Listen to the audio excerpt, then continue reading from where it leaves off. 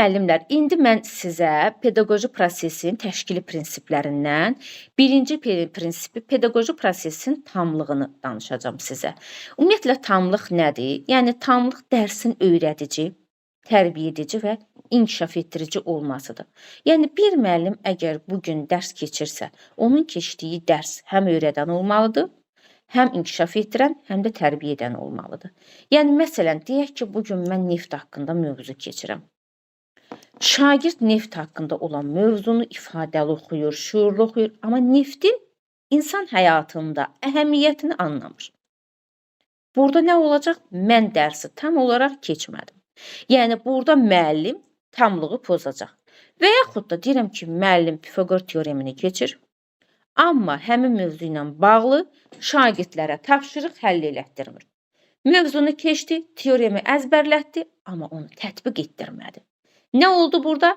Yəni o dərs öyrədən oldu, amma inkişaf etdirici, tərbiyə edici olmadı. Və yaxud da ki, məsələn, bugün deyək ki, yaşıl bitkilər haqqında, yaşıllıq haqqında mövzu keçirəm. Şagirdlər yaşıllıq haqqında mövzunu oxuyurlar, amma yaşıllığın insan həyatında əhəmiyyətini anlamırlar. Bu şagird yol gedəndə harda gəldi, ağacı qıracaq, ağacsız da deyib yaşıllığı məhv edəcək. Nə oldu? Biz dərsi öyrətdik, amma tərbiyə edici və inkişaf etdirici olmadı. Yəni biz nəyisə öyrədirik, amma tətbiq etdirmirik.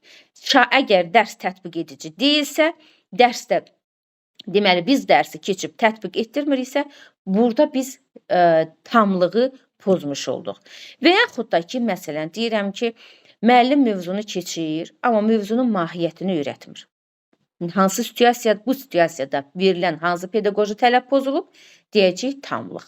Və yaxud da ki, məsələn, deyirəm ki, şagird dərsdə öyrəndiyi yol hərəkəti qaydalarını real həyatda tətbiq edir. Hansı pedaqoji tələbdir? Deyəcək tamlıq.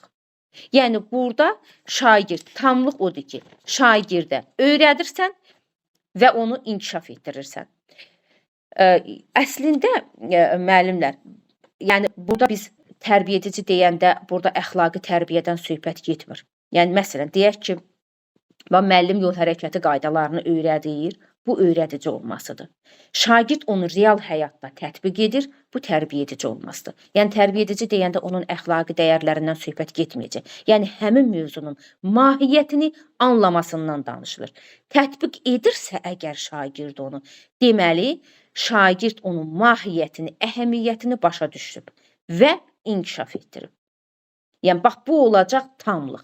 Yəni, bu pedaqoji dərsin təşkili prinsiplərindən tamlıqdır.